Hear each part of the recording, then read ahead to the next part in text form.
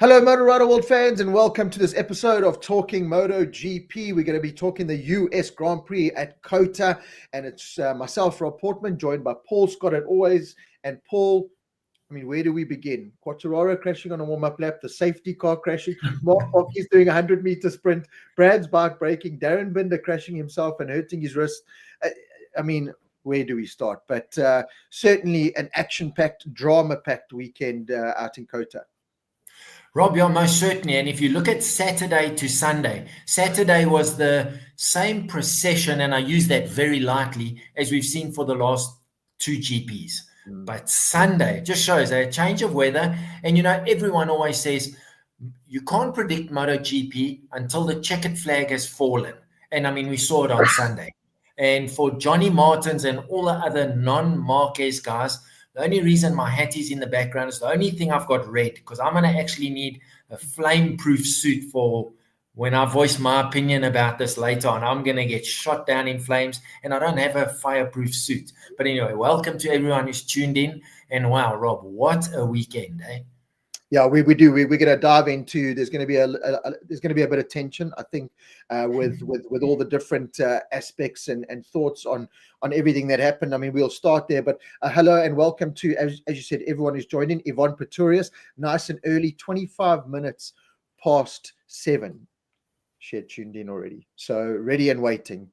She's Rob, lucky she didn't hear us discussing things about her earlier before the show. Yeah. So Yvonne, always the early bird. Welcome, Brian Ritchie. Hi, Uncle Rob and Paul. I'm not late this time. I am not late this time. I am not late this time. Deep Sea Diver Smith. Welcome, Mike Teal and his grandson Liam Townsend. Always great to have you. Wayne Taylor, great to have you. Good to always hear your opinion. Wade Williams, El Camino, Brett Lawson, Rogie 123. How's it, boys? Let's go. David Hawes, Daryl Holmes, Yaku Das, Trevor Dalgleish, Dave McBain, David Ace, Jacques Claessens. Hi, guys. Looking forward to this one. Yeah, it's going to be absolutely fantastic. Nico, everything, guys. Evening all from Mart van Jaarsveld, Carl Butch James, Jean Creel, Oivit, Paul Ovi, I hope I've said that right, Ashley Belden, Mark van den Berg, all the way from Cape Town. Mark, how you doing?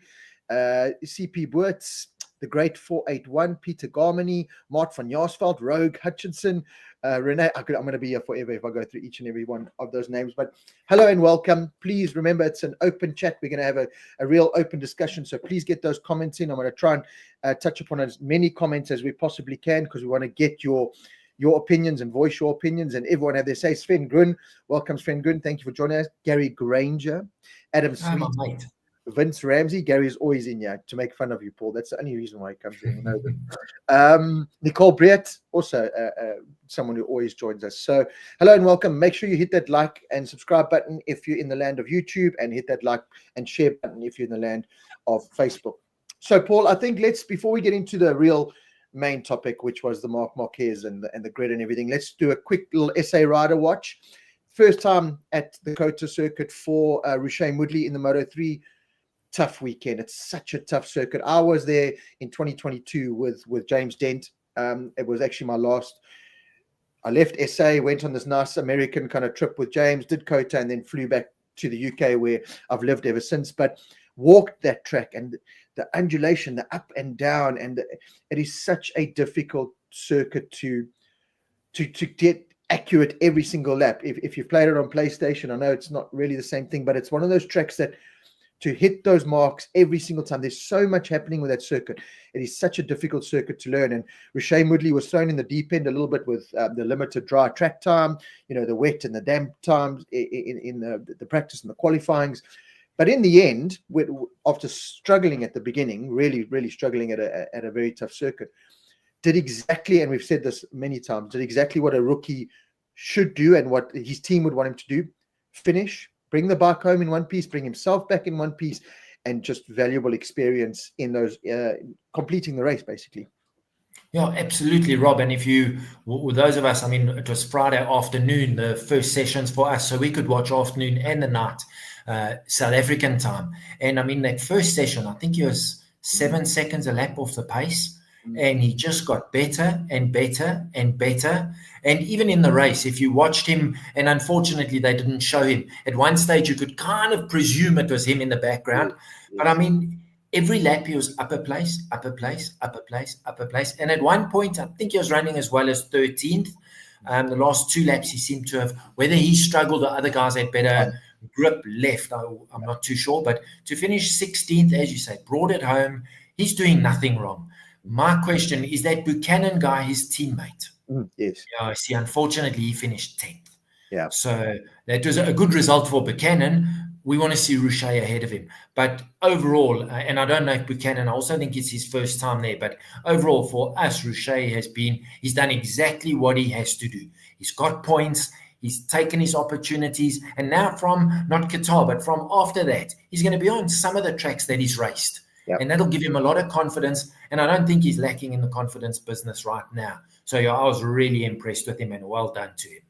Yeah, just keep up the good work, Rouchet. Tire troubles is what affected him. Arushan commented on social media saying he doesn't even know how Rouchet brought the bike home with I think it was the front tire looking the way it did. So brilliant ride, valuable experience gained, and just keep doing it. As you said, as soon as we get into the European circuits where it's a little bit more second nature to him, I really think he can spread his wings and showcase what he's all about. But fantastic job. He's always had a maturity about him since, the first early days that I met him when he was still a youngster. And it's something his dad's always had, is that maturity of going racing. So, well done, young Rouchet Moody. It was brilliant. Darren Binder in Moto2, it just seems to be the story of Darren's career so far. We've spoken about it time and time again, Paul. He needs that momentum. He just needs a bit of momentum. He needs consistency, and Darren feeds off that kind of energy and that consistency and that kind of positivity.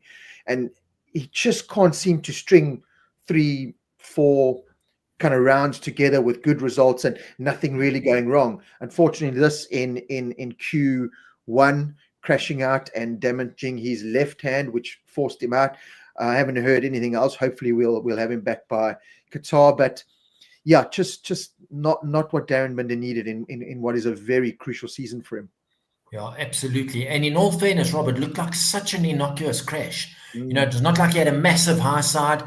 He lost the front, slid off the track, but obviously the impact, and I don't know if it was a finger or in the hand itself that he's broken a bone. And, I think the MotoGP rule says that any extremity that has a fracture, if it's on the weekend, you can't race.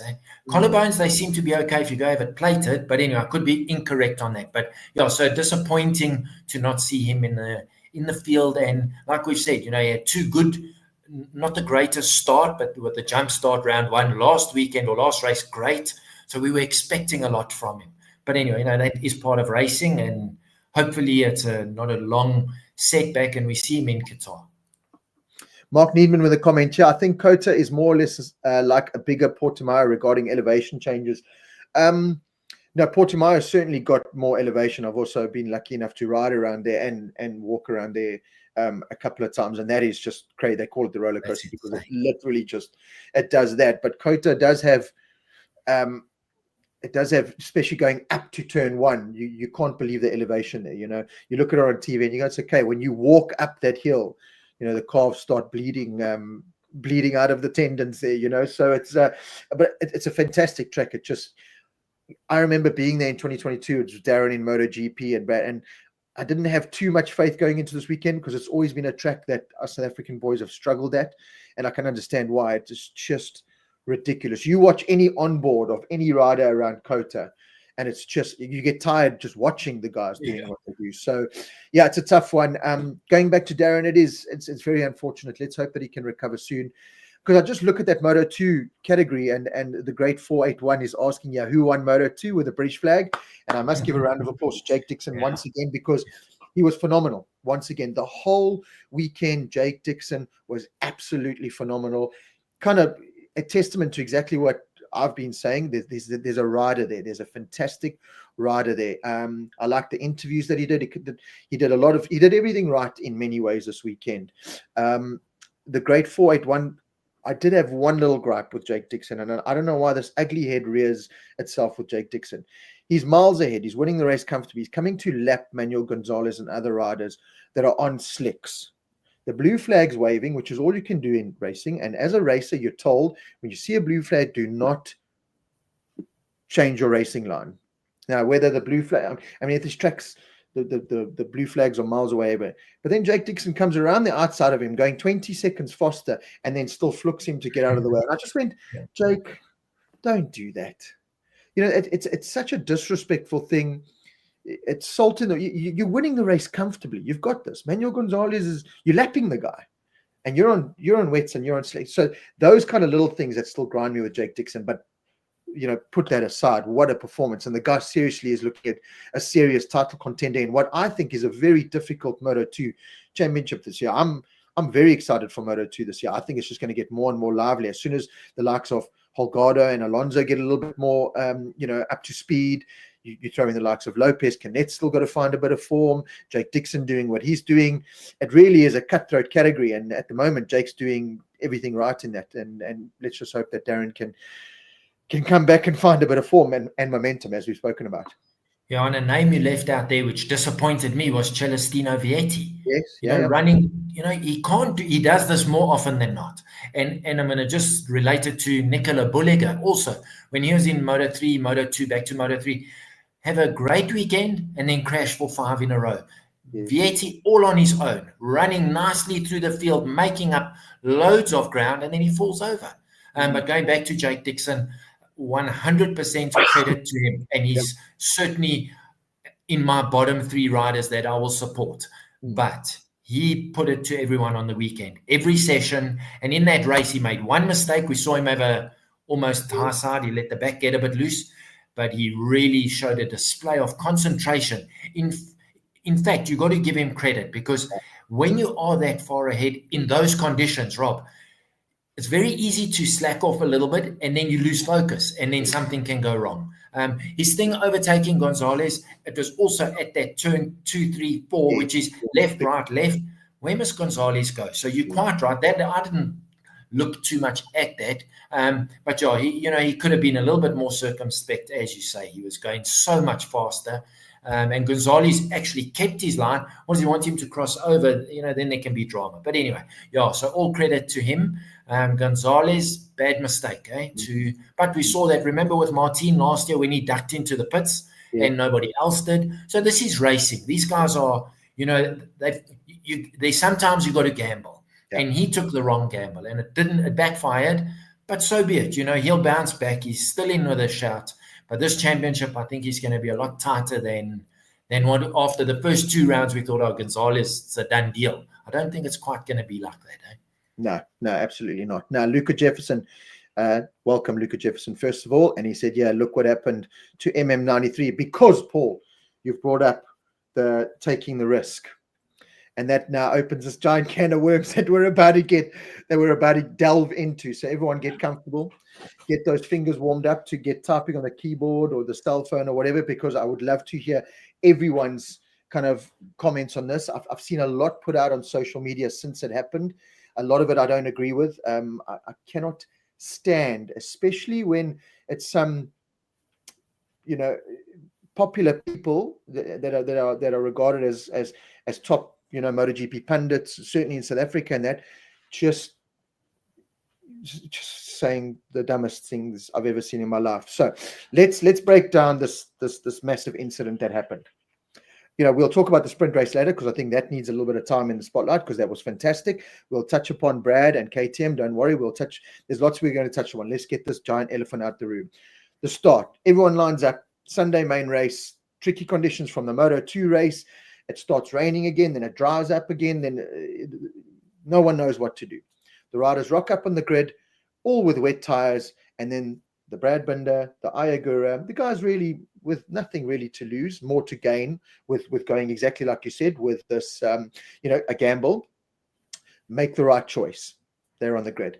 And I don't know if you've seen it, Paul, that the latest YouTube video on the MotoGP YouTube page of Mark and how that whole situation played out, talking to Tardozzi, talking to his crew chief, and Mark saying, no, listen, I'm going, and what's Pecco on, and what's Alex, and then Mike Webb they interview Mark Webb at the end, and he kind of explains why they did everything. It's a great watch. If you haven't watched it, a little bit of clarity there, but it's a good watch. So Mark basically rocks up on the grid with wets, as did Pecco, Digi, a lot of the top riders, Alex, all the main guys, all the main protagonists rock up on wets, because it seemed to be the tire to have. Mark then realizes, hang on, this is not a good idea. Fabio Quartararo, meanwhile, goes out on slicks. He crashes on the sighting lap. He comes back on. He puts wets on because he says, bugger this. So there's just a lot of chaos going on. Marc Marquez then being, and you said it just before we came on air, Paul, a top athlete in the prime of his sport and at the height of powers in his sport. Every professional athlete should know the rule book of their said sport inside out. And clearly Mark did, okay, bar one little tiny thing, which we'll get into, but he knew, he stood there and he, in that situation of everything happening around, he had the clarity and the guts to go, right, hang on, crew chief, I can do this. Get that bike ready, dry bike ready. What is Alex on? What is Pecco on? Okay, I'm going to run off this grid. As soon as this lady starts singing the national anthem and that whistle blows, I'm running off this grid. And I know that these people are going to follow me and it's going to cause chaos and then this and this. I mean, what Mark didn't know was that his plan would have backfired because he would have had to serve a ride-through penalty, which would have cost him the race anyway. So anyway, Marc Marquez bolts, which I thought was fantastic because they'd just gone into the kind of the ride credits where they're all posing, and then all of a sudden they cut that and go straight to the Marc Marquez bolting. Pecco Bagnaia with his monster water bottles bolting, Digi's bolting, everyone's all of a sudden bolting. At that point, before anything else even happened, I went, if anyone needs any more convincing that Marc Marquez is the yardstick and owns MotoGP in terms of he is the man everyone looks to and wants to beat, there was your proof. There was your proof. Now, it caused all the chaos, blah, blah, blah, blah, blah, blah, blah, blah, race direction, panicked, made the decision that there was too much going on, and we'll dive into it just now. I'm trying to get my point across, and cancel the race, complete restart. Yay, Mark and them actually benefit. The biggest benefit is actually were Pecco Bagnaia, Digi, because they would have also, if the race had gone by the rules, they would have started on their grid, but done a ride-through penalty and potentially not won the race and been on the podium. And the likes of Brad and Agura and those who went with the slicks would have been higher up. But what irritates me the most about what I've seen on social media is the word karma to Marc Marquez, why is it karma that he crashed out? And people saying, he manipulated it. He didn't manipulate the rules. He manipulated nothing. He did what was clear. He did what was not written in the rule book. And this is where him and Gigi Dell'Igna are perfect for each other. They're a match made in heaven. He went and he analyzed it. He would have got it wrong, as I said, but he analyzed it and he went, I can do this. And I know these guys will follow me. That's how much power I have. If Pecco and all of them had just sat there and carried on, Mark would have been left on his lonesome. And then we don't know what would happen. But what happened? He went to the cliff, he jumped off, and everyone went, oh, well, geez, I'll jump off with this guy. So how is that karma to Marc Marquez? People say Marc Marquez created the situation and it's all his fault. No, it's not. No, absolutely it's not. For me, it's the other 8 riders that followed him. Yeah. So I don't like the word karma that's been thrown around. You know, he crashed out and it made the race a little bit more exciting, and the championship certainly more exciting. I don't want to see him crash out, but seeing him win over and over and over again and win this championship by 16 gazillion points is not going to, be great for anyone. So it created excitement, but certainly it wasn't karma. Mark did absolutely nothing wrong. He did nothing wrong. None of the riders really did anything wrong. But if you want to talk about anyone, or if anyone's to blame for getting the race restarted the way it was the other 8 riders, to me, that followed Mark. Yeah, absolutely, Rob. You've put it in a nutshell, and as you say, the haters that are saying this was 100% Mark's problem. I was trying to see, said Mark leaving trigger. So he knew, he took a chance. Yeah. He knew the rules said once the 3-minute board is up, you cannot do anything to the bike. So, and he had already in his mind, he knew that by the time he made that decision, they couldn't change his wet bike to a dry bike. Yeah, they possibly could have changed tires, but the setup, the mapping, everything needs to be done. So he made sure the bike in the pits was ready. He knew, according to the law, he can leave the grid. A lot of people said you're not allowed to. 100% he can, but then you start from pit lane. What they got wrong as a team, Davide Brivio said, no, you do not serve a long lap penalty. But he would have. A ride-through, yeah, right. A ride-through, sorry. Yeah. So had 6 of them done what he did, and he was first there, so he would have got out ahead of everyone else. But 6 of them would have served a ride-through penalty, and certainly you can't win the race. But in terms of the rules, he did absolutely nothing. He didn't manipulate the rule. He did everything by the book. He was quite happy to sit on the grid and ride out of pit lane. The fact that Mike Webb made a choice, which is probably in hindsight, look, there were more than 10 of them, and in hindsight with them trying to remove bikes off the grid, probably a good call, because we don't want to see some like Brad Binder, for example, leave the grid legitimately and some of those bikes being pushed into the way and he breaks his arm. Stupid example, but it could happen. So the right call was made in terms of safety. In terms of the rules, Mark did nothing wrong. Absolutely. He knew exactly how to push the rule, which is what he should be doing. It's his sport. He's at the top of the game.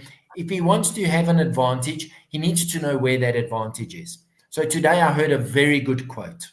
It was from the Oxley Bomb podcast. Those of you who have listened to it, Peter Bomb said, Marc Marquez is the Gigi D'Aligno on the track, and Gigi D'Aligno is the Marc Marquez in the pits. So they complement each other in that the one knows exactly how to push the limit in his job, and the other one knows exactly how to push the limit in his job within the team. And it was just something that it just happened to work out that Mike Webb made a decision to bomb it. So yes, David Day, no, who's the other one? Brivio, the one from Suzuki, from Trackhouse. Yeah, him, Brivio. He wasn't happy, and rightfully so. They'd made the choice on the grid. But don't blame Mark because, as you say, 11 Oaks run after him, and I think he might have won that sprint too because, yes, he was flat out. But anyway, so going back to that, was it a farce? No, it wasn't. It was well within the rules what Mark did.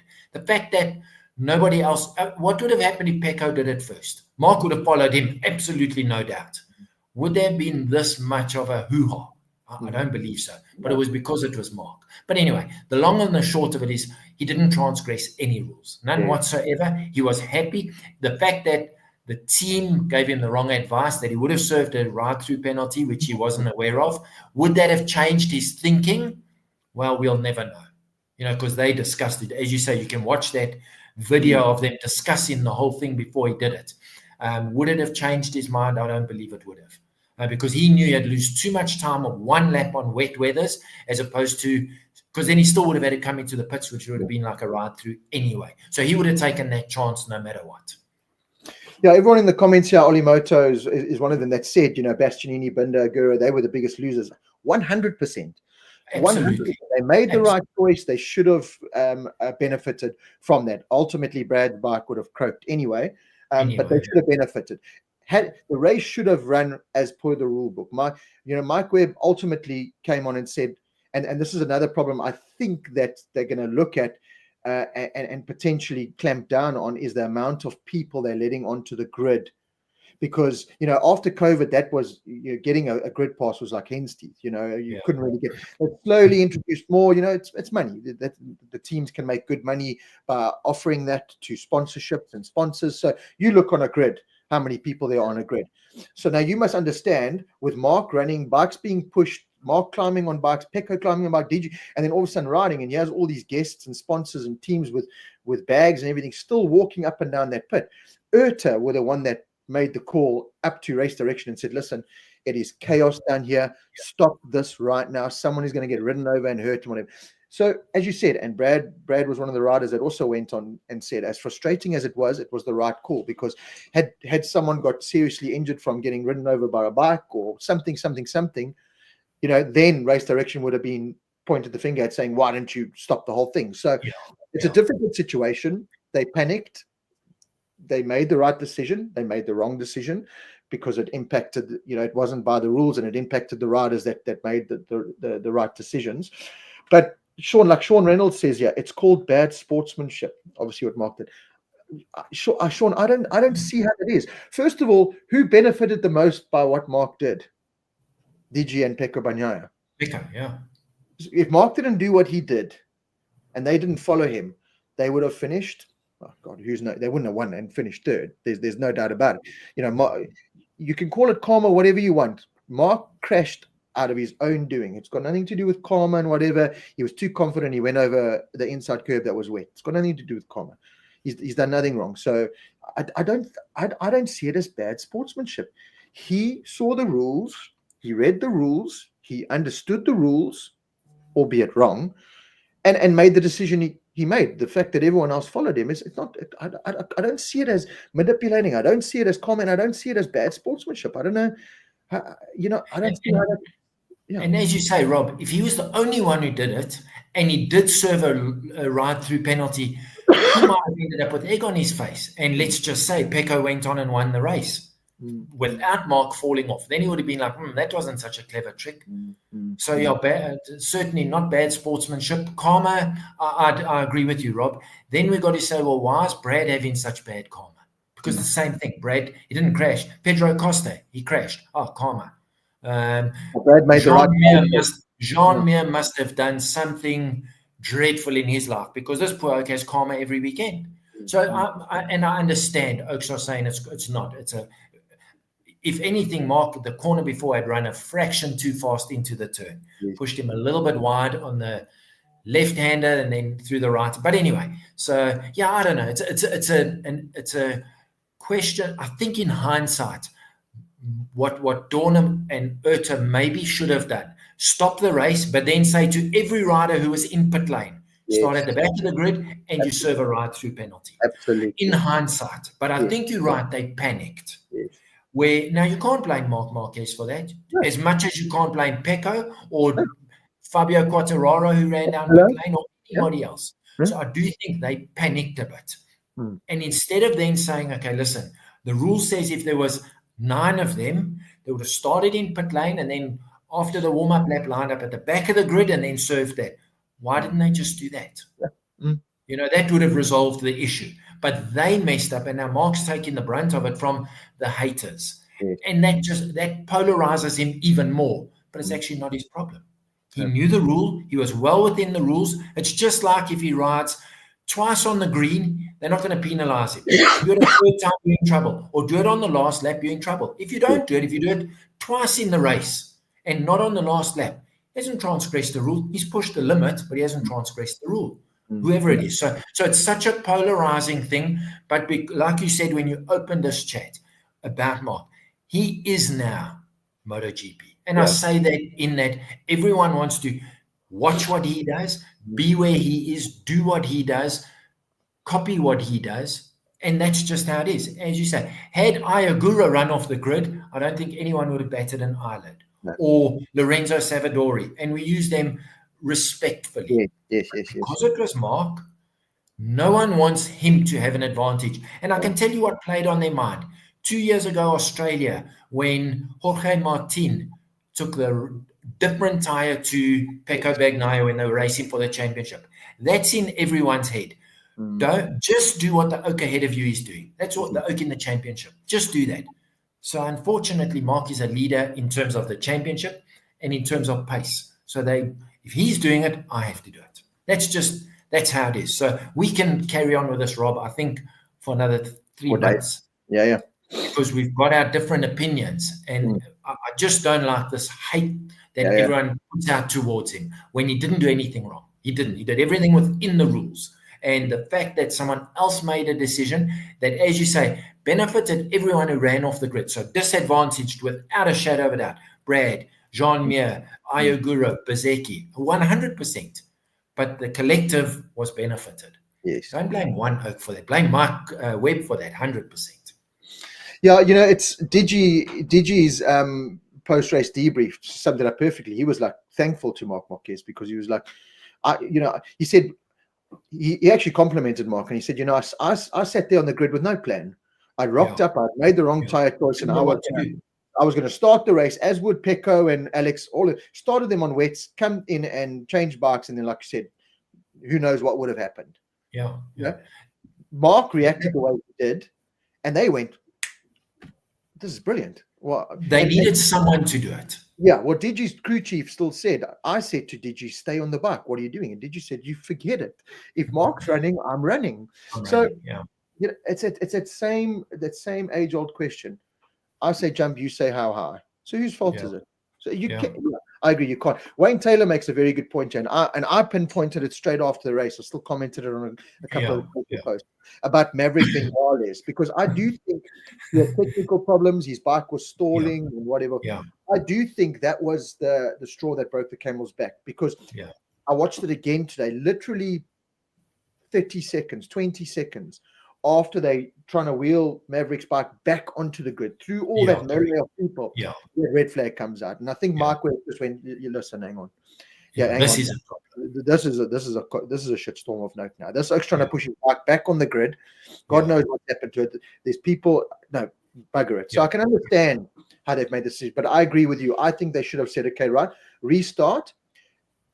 We could all see the 9 riders that had run into pit. Cool. Bang, you. As per the rule book, you will start in pit lane or at the back of the grid, or take your spot on the grid. Yeah. Then you're going to serve a ride-through penalty. Yeah. That's how they should have handled it. But as you said, they panicked, made the wrong decision, and it's going to be re-looked, and it's going to be interesting to see the changes that they make regarding that. And funnily enough, Rob, even with all the hate going out, not one rider complained about what Mark did. Not one turned around and said, no, that's not right. They were exactly what you said with Digi. They needed someone to make that call. Yes. For a guy like Digi, who was, they had 6s and 7s. When the time is too short, they've realized they've made a mistake. Yes. And I understand they watched the Moto2 race. Probably like Quartararo went out on slicks because that was the right call. But then it had rained between Moto2 and them lining up on the grid. And we're not there, we can't see. But you could clearly see down the back straight, they were throwing up spray. And then parts of the track looked like it was bone dry. Very similar to, old Kyalami, you could have a storm down at the bottom end of the old Crowthorne corner. And up at Kyalami and Leeuwkop, not a drop of rain. So, it was one of those things. And I think people need to just tone down this absolute hatred towards Marc Marquez. Then just tone it down. Watch the sport, appreciate it. If you don't like him, that's fine. But appreciate what you're seeing on track. Whether it's Mark, Pecco, Alex Marquez, the surprise package of this year so far, without a doubt. Just appreciate what we're watching, because we are watching the best of the best of the best. Mm-hmm.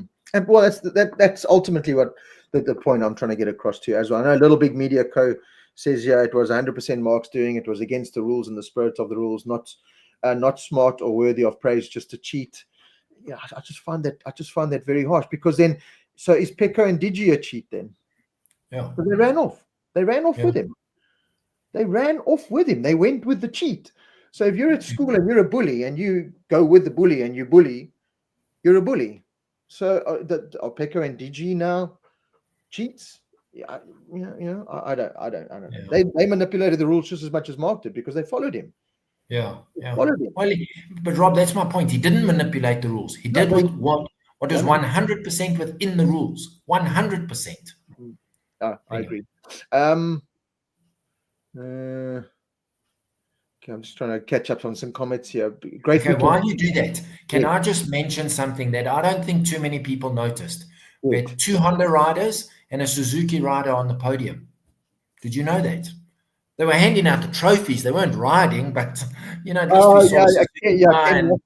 Lawrence brothers and Ken Roxon. So good for Suzuki. It's the only time my Hondas are on the podium, but we're getting there. We're getting there. It's a big problem when anyone in the media is praising Mark's behavior. Little Big Media Co. No, it's not. I'm not. Listen, I'm not praising it at all. I'm just stating the facts. Stating the obvious. It's not. And you speak to any of the professional, the Neil Hodgsons, everyone, and they'll share the same sentiment. It's Mark did nothing wrong. He did nothing wrong. It's not praise. It's not well done, Marc Marquez. You're brilliant for doing what you did. But it's certainly not, you're a bad sport, and it's not. As you said, Mike Webb and Race Direction got it wrong, because they should have, by the book, cancelled it for safety reasons. I fully agree with that, but then handed the punishment and said, right, you guys are going to serve a ride-through penalty, which Mark would have got wrong. That's as you said, that's where the team and him got it wrong. So, it's certainly not praising him, but it's certainly not, calling him a cheat and saying he's not, unsportsmanlike and manipulating the rules. It's definitely not that.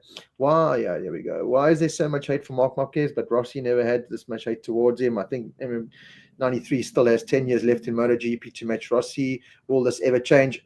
David, unfortunately, the Rossi Marquez thing will just always it'll just always rear its ugly head. Unfortunately, with that, and David Ace, you and me must be thinking alike. The Rossi story, you're either on Rossi's side or you're on Marquez's side. There's no middle ground there. There's almost no negotiating. I've put my point forward about that many times to Rossi people, and they just won't see it. And vice versa. Maybe he was. I don't see it. So that thing, but Rossi's gone. Rossi's part of MotoGP history in the most fantastic way. Why do people even compare the two of them? I'll tell you why, Rob, because they are the two standards of MotoGP. Unfortunately, guys like Wayne Rainey, Mick Doohan, even Agostini, who's won more than anyone will ever win, they are not the benchmark because the modern era of MotoGP has just progressed. Not to say they wouldn't have been equally as good, but just in 30 years' time, my grandkids are going to say, who's Rossi? Who's Marquez? We now watching Frikkie van der Merwe, for example. Those guys will be in the annals of history long down the road, where right now they're still very fresh in our memory. But I do think Rossi's time is over. Mark's time in I don't think 10 years. I think that's been a bit optimistic. I think 5 years' time. His time will be over. And then will it be Pedro Acosta, David Alonso, Rushain Woodley, the next O coming through? That's just the circle of life. It happens in business, sport, everything. And I just, people must just, okay, let's appreciate what we've got now. Accept and enjoy what we had with Rossi. I mean, he put MotoGP on the map, no doubt. I mean, us diehards have watched it for years, but call them the fun spectators, the guys who tune in if they see it, he put them into watching every single week. And you've got to give him credit for that. Absolutely no doubt. Yes. But then he tried to manipulate the sport to his benefit when maybe his star was starting to wane. That's also a debate that guys on the chat are going to have with us forever. Yeah. I'm just saying, don't, this thing towards Mark, I think it's unnecessary. I honestly believe that. Honestly. And it's because, for 6 years he dominated and people don't like that. If you're not a Marquez or a Honda guy, remember I was both at the time, like with Mick Doohan. I loved him because he was on a Honda and he was winning, So anyway, we need to, head and heart. Yes. Separate the two sometimes. Exactly. And it's a hard thing to do, it really is. I'm so passionate about it. But and me personally, I love the passion, but let's not get spiteful and hateful. Yes. The passion I love. And you support Bagnaia and I support Mark, and I love it. But within, let's be decent human beings about this. Yes, absolutely. Deep Sea Diver Smith, why have a flag race then? That's exactly where Mike Webb and them got it wrong, because because it had been declared that.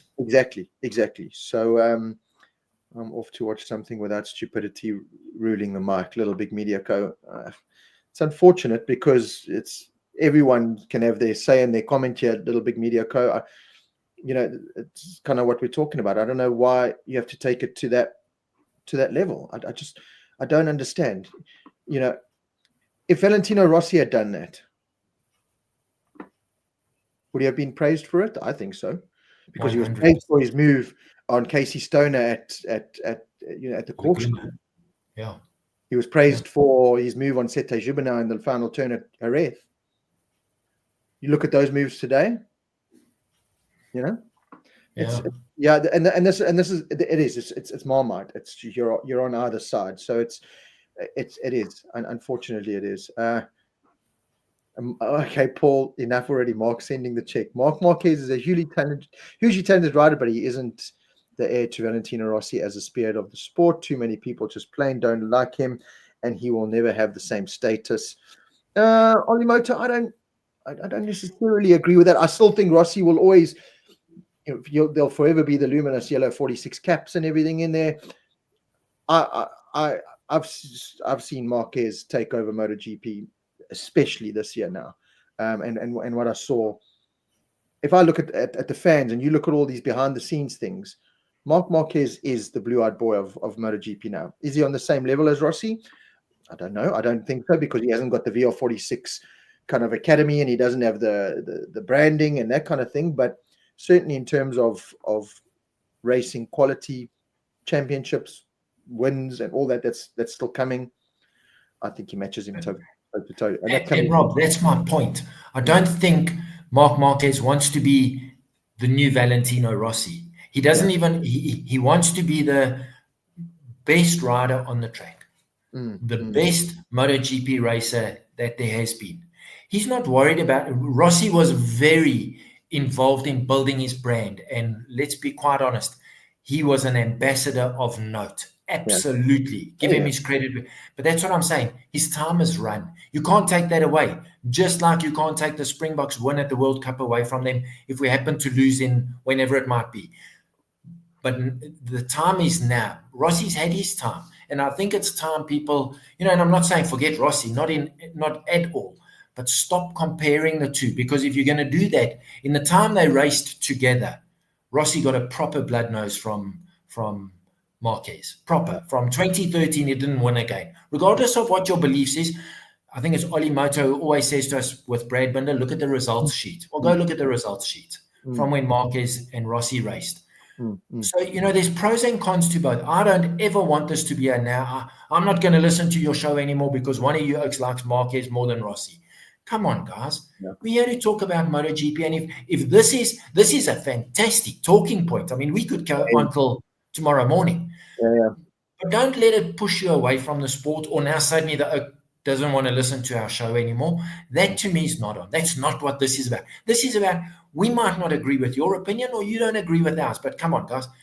Didn't you enjoy the racing? Didn't you respect what was going on? Didn't you love the way Marquez nearly crashes in the sprint, then overtakes two oaks in the very next corner? Pecco is so happy because he had his first overtake of the year. There's more to it than one incident, which stick to your belief if you think he cheated or he bombed the rules. I don't believe that because it was within the rules. Yeah. But let's not create an issue out of it. Because actually, when we go to bed tonight, there's nothing to do with us. It doesn't affect our lives in any way. No. It affects their lives, but not ours. So come on, guys. Let's just have our difference of opinion. No problem. I love it because I'm going to give you my opinion. But let's not make it sorry, Rob, I'm not coming back in 2 weeks' time because I thought Marquez was cheating. It's not certainly not. Yeah, it is. It's a pity, but let's move on. There was some brilliance from the weekend, apart from the whole incidents. It was great to see Pecco Bagnaia, and it's interesting. It was an interesting stat that this is the best start to a MotoGP season that Pecco Bagnaia has ever had. Now the biggest criticism of Pecco Bagnaia last season was in these kind of races, when your chips are down, you just don't have what you need to compete against Martin, Marquez, whoever it was. Pecco just didn't have that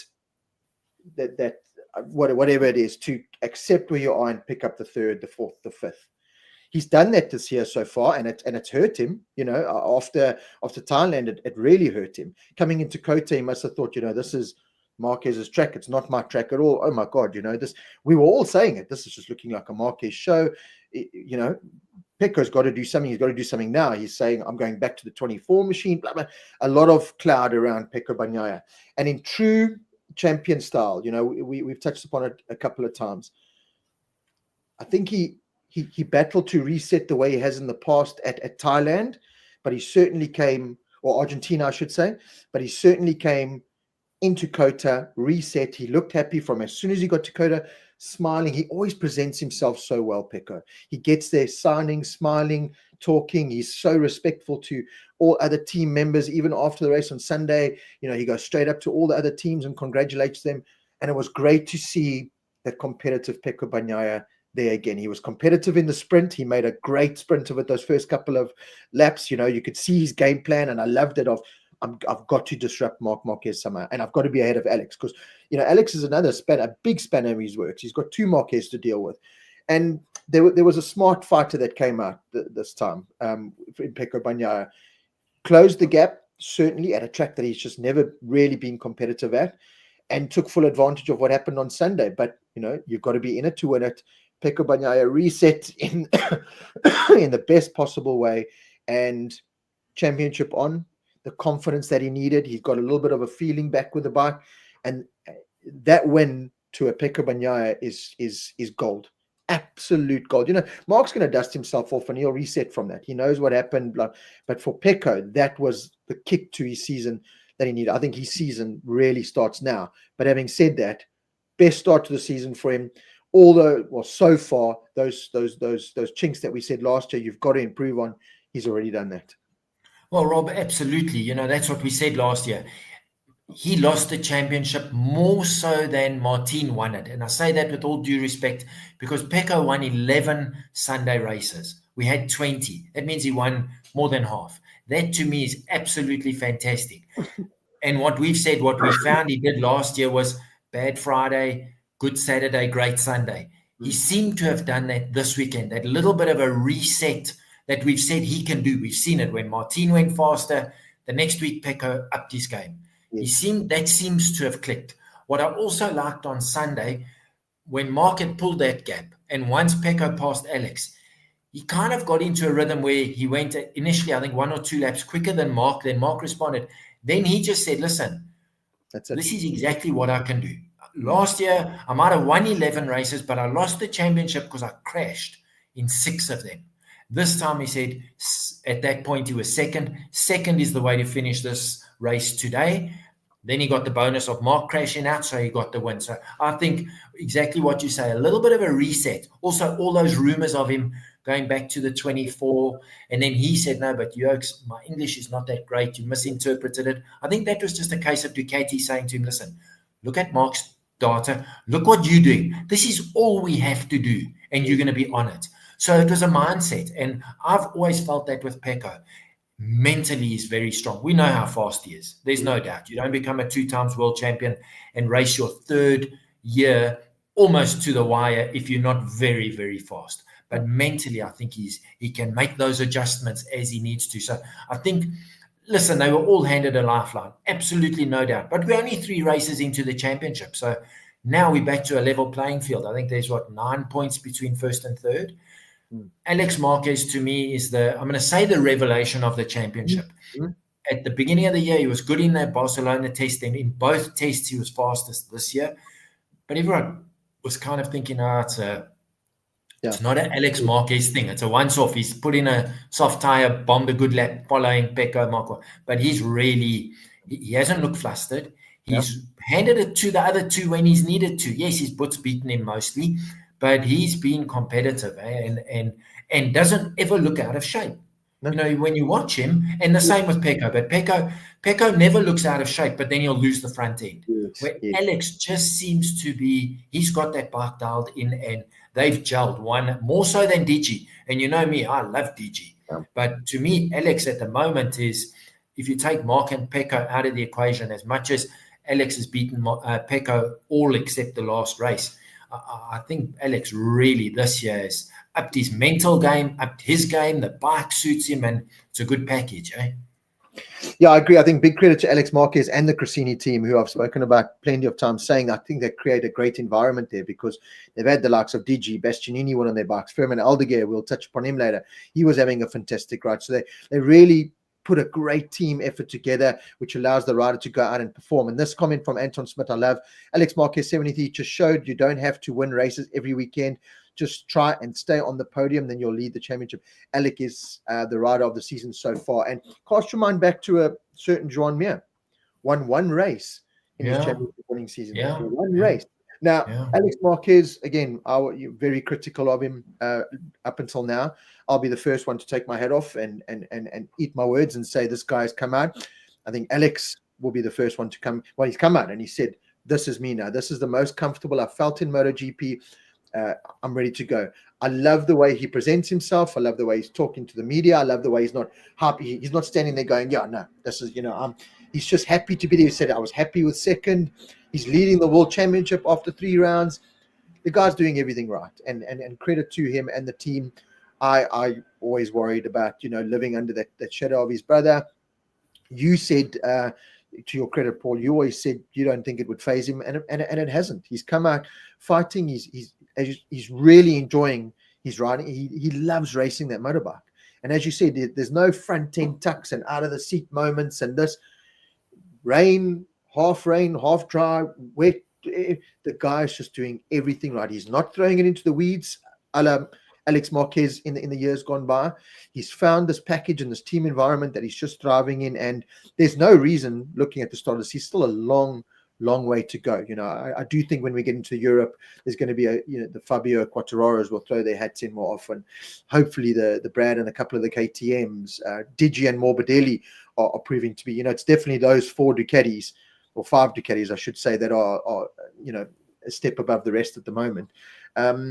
But yeah, take nothing away from Alex. He's doing everything right, and I'm really enjoying the Alex Marquez. I've never been a massive Alex Marquez fan, to be honest, purely because I always felt like he lived on that kosher chair of, well, I'm a 2-time world champion, and every time you would question or point your finger at Alex Marquez, you'd get the finger pointed back at you. Yeah, but he's a 2-time world champion. Yeah, but I don't care. The guy's had his arse in butter everywhere. He's been in MotoGP now for 7-8 years. He's had factory HRC rides when other people were winning on those bikes and he wasn't doing it. So I've always been critical in that sense. But now he's letting his riding do the talking, and that's making the likes of me certainly eat my words and have to just keep my mouth shut because he's doing everything right. Well, Rob, if anyone goes back to, I think it was the podcast we did, possibly after the last testing of this year or after the first race, I can't remember. I think maybe the first race. We said there are 3 riders who have to prove to us they deserve their seat. I say that very lightly. They don't have to prove anything to us. Alex Marquez, Frankie Morbidelli, Jack Miller. Well, those 3 Oaks, and Jack especially, and obviously we're going to chat about him. If anyone has surprised me, I just cannot believe what this Oak is doing. It just unfortunately highlights the issues with the KTM, unfortunately. But you look at those 3 guys who we mentioned specifically, Alex leading the championship, Morbidelli racing at the front of the grid as to last year, opposed to last year where he was running 10th to 15th if he was lucky, and then Jack Miller. So someone's sending them our podcasts and they've decided to up their game since we, they don't want to come to the last race of this year and we're going to say, oh, look, we told you so. Because they'll hear that and then they'll be upset. I'm joking. But yeah, seriously, those 3 guys have really upped their game, man. It is. Ollie Motor says, Alex has got no chance of winning the championships. Sven Grunner, it's always easier having last year's data. Alex needs less time to set up the bike on the track and concentrate on the front. I fully agree with that. Alex must thank his brother. I haven't seen so many official Ducati techs in a satellite garage. There's all those little factors, and I 100% agree with him. I do think that it's the current situation with the fact that the Yamahas aren't performing at their level, the KTM certainly, the Hondas as well. No disrespect to Alex Marquez. I will say this until the day I die. A Brad Binder to me is a better rider than Alex Marquez. A Joan Mir potentially could be. A Bastianini, to me all day is better. So yeah, I understand that everything's lined up for him, but you still have to take the opportunity when it presents itself. Absolutely. He's had the opportunities before. He's had data and set up bikes, but he's still thrown them into the weeds, and he's still shown a lot of inconsistency. I still think there is going to be a lot of question marks, as I said, going into these European rounds where everyone, rider and machine-wise, are able to step up. Qatar being a good indication. Certainly, as soon as you get to those European rounds, it's going to be, okay, well, now let's see where the yardstick is. The fact that KTM have gone backwards in many ways. Yamaha are slowly coming, but still can't put all those pieces together. Honda are certainly putting more pieces together and slowly but surely coming. But while that's all happening, Alex is just going, cool, I'm loving this. I'm not crashing. I'm finishing second, and I'll happily finish second every single race, and I'm leading the World Championship. So yeah, I fully agree, and I take all those key factors into consideration, and that is the biggest advantage, especially with these away rounds. There's very little time for these teams to then fly the bikes to Argentina and to Thailand and to America. There's very little time for them to do things, development in between that. As soon as you get to Europe, you're going to have a lot more time to develop and do things that are going to make the difference. So for now, they are kind of, relying on that data and climbing on bikes that are plug and play. They really are plug and play. Even if you look at Mark on the factory bike, there seems to be very little tweaking, and that's what won Jorge Martini's World Championship. He was the first one that said, I hardly changed my bike. And if I wasn't as competitive at Pecco, I would look at his data and make the changes. Vice versa for Pecco. If I wasn't as fast as Martini, I would just... So that's the luxury of being in that Ducati fold. But you still have to take advantage of it. You know, there's been other Ducati riders, you know, Frankie Morbidelli, to me, should be beating an Alex Marquez in that team, in that environment, with Frankie Morbidelli being the rider that he is. But he's not, and that's where the credit to Alex Marquez, it has to come. And Rob, no matter what anyone says, what advantages he's got being a Marquez, having more Ducati technicians in the garage, which I don't believe they're any more than they were last year when Mark was there. So possibly they did up their game because of having Mark. But the point is, he's the leading Ducati rider. You still have to ride the bike, regardless of what they do in the garage. He's got on the bike, and so far, and I don't know if it was Olimoto or whoever said they don't think he'll win the championship. I fully agree. 100%. If I had to stake my house on it that he'll be world champion, I'd say no chance right now. That doesn't mean I don't praise him for what he's done. But he's still, every week for 3 weeks in a row, someone's had to ride that bike. And he's ridden it better than everyone else on a Ducati because he's got more points. Bottom line. So, yes, I understand that, you know, it is a Ducati, and we can't say, oh, but if Brad or if Fabio Quartararo had a Ducati. They haven't. So Alex, for now, is making the best of a fantastic situation where, you know, maybe next year we do see Brad on a Ducati or someone else, and the situation might change. But what he's been given right now is the same as the other 5 Ducatis, and he's the leader. So give the credit for what he's done. Agreed. Digia Antonio, talking about credit, again, a fantastic performance. You know, he's had his battles with his injury. Going to COTA, you're kind of thinking, shoulder injury, surgery, do you really want to go there? Another fantastic performance. This guy just gets on with the job, looks happy. I loved his post-race interview where he swore and he said he's going to drink 16 million beers or whatever. The guy's just loving life. He's in an environment that he loves. Again, credit to the VR46 team. I think it's that cush Italian team that any Italian rider would want to be on or be in. We'll talk about Pedro Acosta potentially being a spanner in the works there a little bit later. But again, Digia Antonio, pretty much in similar fashion in some ways to Alex Marquez, taking full advantage of the fact that he's on the best machine in a really good team, and while others are still finding their form and finding their way, he's just getting on with the job. And, you know, he's very much in his own championship. I know we always say, you know, you've got to beat your teammate. That's the first thing. You know, for the likes of Alex, you're always going to beat Firmin Aldeguer. You're going to have to, and some of the others. But in that team, 2 Italians, in the VR46 team, Morbidelli is a VR46 Academy rider. He was supposed to be the next, you know, blue-eyed boy of Italian racing. Digi was going to be cast out of MotoGP, kind of got this ride in sympathy. You know, that to him, when he sees that, the podium's great, but when he sees I'm ahead of Morbidelli, that to him is a win all day long. Yeah, absolutely. Yeah, without a doubt. But, you know, I've always said for the last 3 seasons, I've been saying to you, I just like the guy. There's something about him. He's just a very likable person. He also, and most of the Italians are like that. They wear their heart on the sleeve. They give you 100%. He just he comes across as someone who gives you 100%, but he's actually enjoying himself. Yeah. And I think that's what we maybe lack with the Morbidelli, where you don't often see that from him. Versus Digia and Antonio, but that's his personality. So, yeah, another good weekend for him. You know, 4th in the sprint, 3rd in the main race, and closing on Alex. Maybe another 2 laps would have been a different result, but there weren't 2 more laps, so we can't worry about that. But certainly consistent, good, and certainly showing us what he's capable of.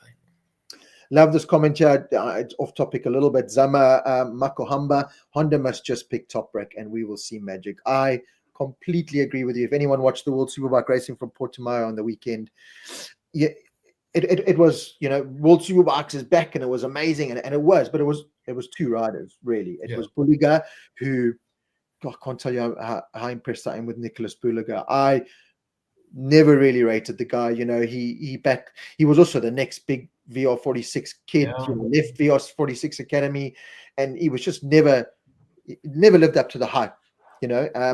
Also found himself in some really cush rides. Went to World Supersport. I kind of thought, made it work. They got into that factory Ducati in World Superbike, and I thought, brilliant rookie season last year. And for him to push Toprak the way he did, both those riders deserve a massive pat on the back. But yeah, Zama, I completely agree with you. After watching Toprak again on the weekend, I just think the guy belongs in MotoGP. I think he's got the feel for a bike. I think he's got the talent for MotoGP. I'm not saying he's going to walk in there and dominate, but I think he will be a breath of fresh air in that category. And Rob, on your side are the journalists and the people in the know, not the keyboard warriors who are hoping.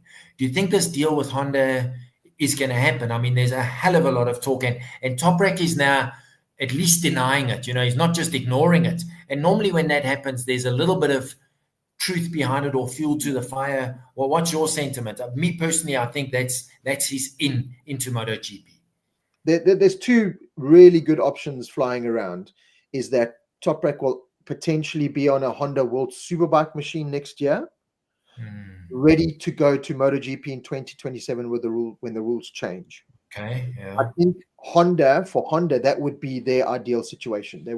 Toprak would hop on the Honda World Superbike, sort out the kinks, and potentially win a world title. And then 2027, with the new rules, start on a fresh, clean slate. Cool.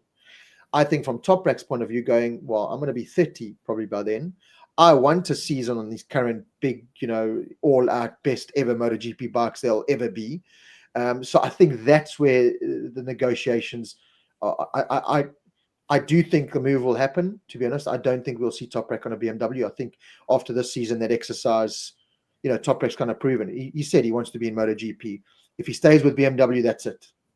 It's over. Those seats will be gone. I think there is the space available in Honda MotoGP. Mir has shown glimpses, but hasn't done enough. So he's certainly got the chopping block on his head. Marini, the same. So the option is there, but I think ultimately Honda want the World Superbike sorted out and then to MotoGP, and Toprak doesn't want it like it. So whichever way they go, I personally do think, and a lot of people that I speak to within the industry do see the move of Toprak on a Honda, whether it's World Superbike first and then MotoGP or straight to MotoGP.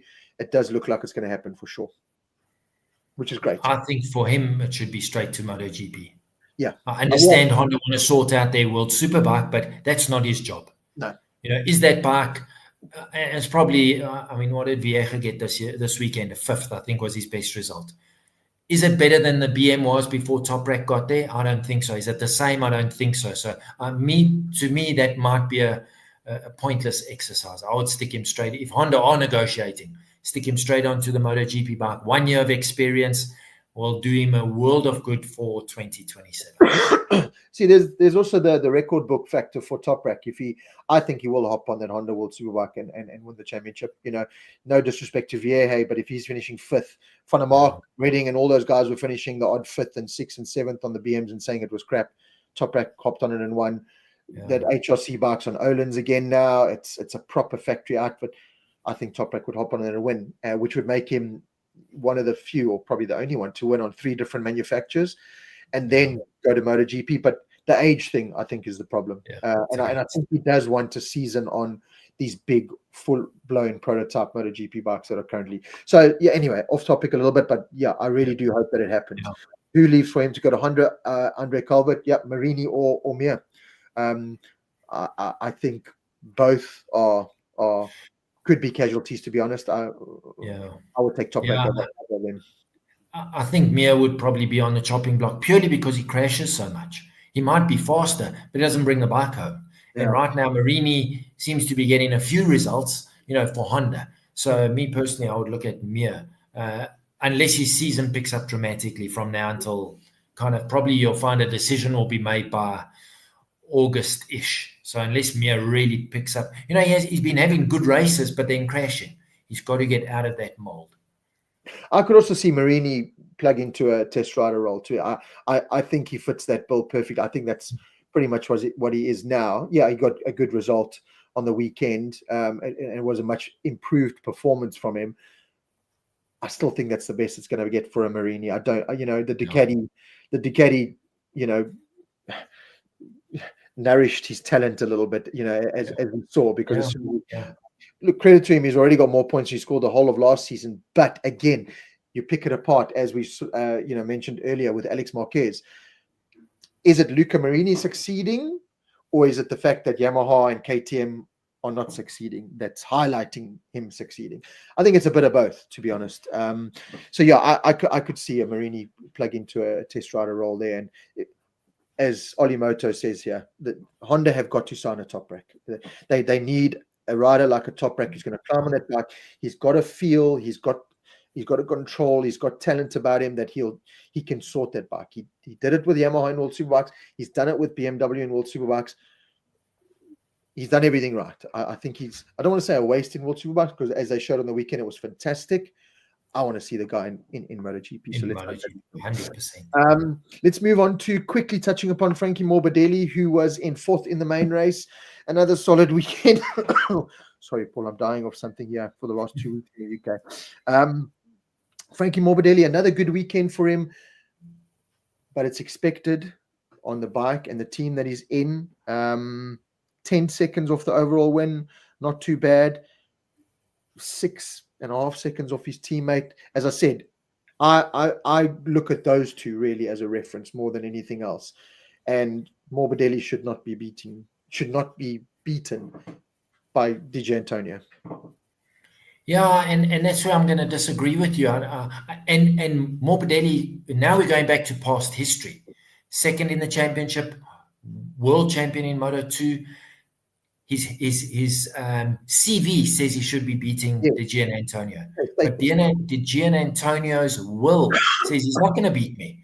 So, and I think that's why I've said to you, Rob, for the last definitely 3 seasons, I've said to you, this Digi's got something. I'm not saying he's world champion material, but he's got something.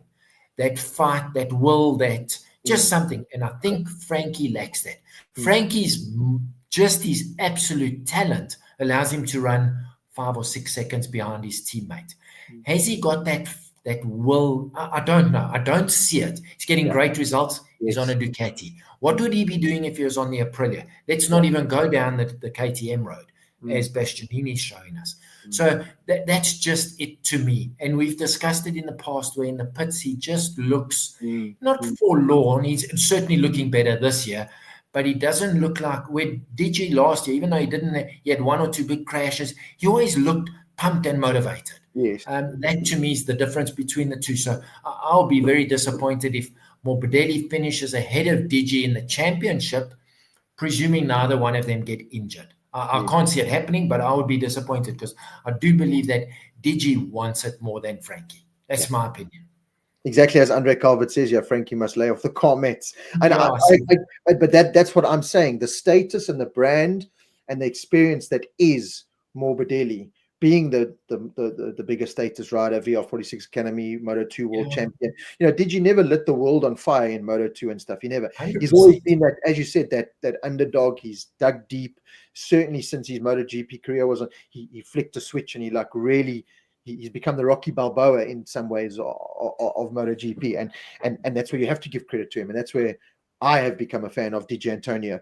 But that, just looking at it from a professional journalistic point of view, and I'm pretty sure the team point of view, they'll be looking at that going, listen, we love Digi, this is great, we love Digi, but Frankie, you're a VR46 rider, you were supposed to be the next best thing, second in the MotoGP World Championship, come on now, there's going to be these races, fine, sure, but on a consistent level, if Digi starts beating you more often than not, we've got problems here. So it's up to Frankie Morbidelli to pull his socks up and, as Andre says, get off the comments.